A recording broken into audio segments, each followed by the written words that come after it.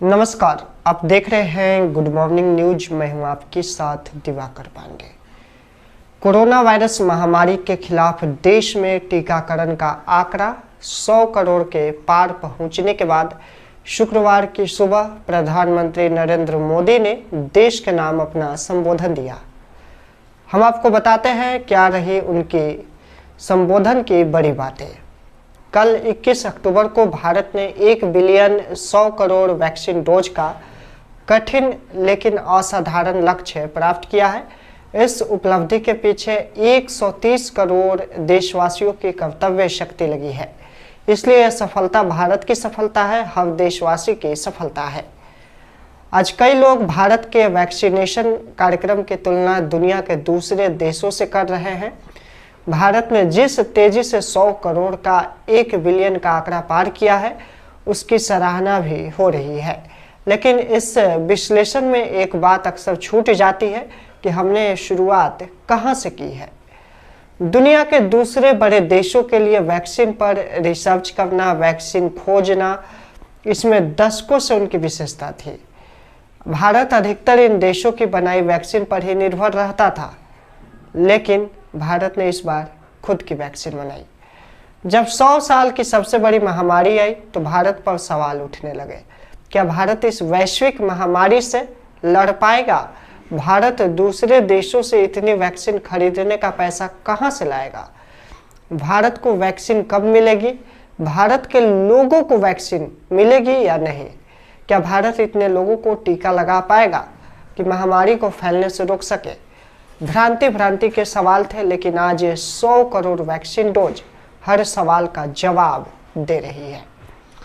अगले संबोधन में उन्होंने कहा, कोरोना महामारी की शुरुआत में ये भी आशंकाएं व्यक्त की जा रही थी कि भारत जैसे लोकतंत्र में इस महामारी से लड़ना बहुत मुश्किल होगा। भारत के लिए, भारत के लोगों के लिए यह भी कहा जा रहा था कि इतना संयम, इतना अनुशासन कहां से चलेगा। लेकिन हमारे लिए लोकतंत्र का मतलब है सबका साथ। सबको साथ लेकर देश ने सबको वैक्सीन, मुफ्त वैक्सीन का अभियान शुरू किया।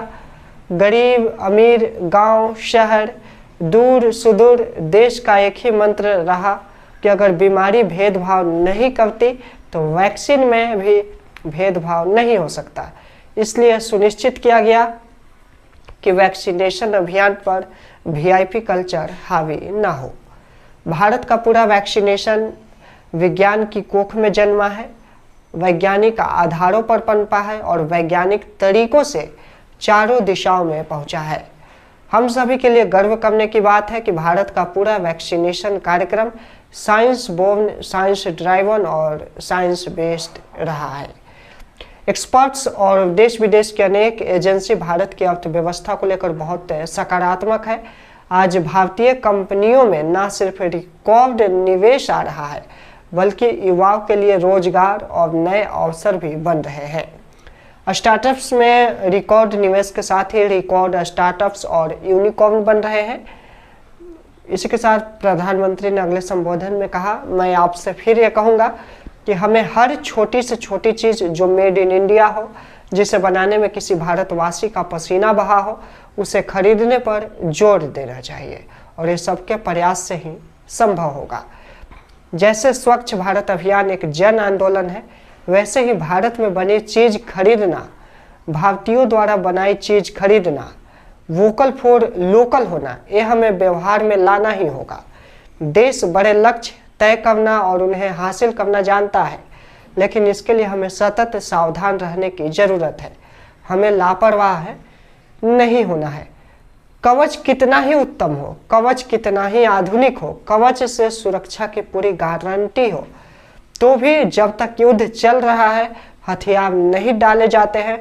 मेरा आग्रह है कि हमें अपने त्योहारों को पूरी सतर्कता के साथ मनाना है।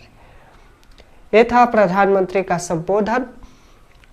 अगले एपिसोड में मिलते हैं। हमारे साथ बने रहिए और देखते रहिए गुड मॉर्निंग न्यूज।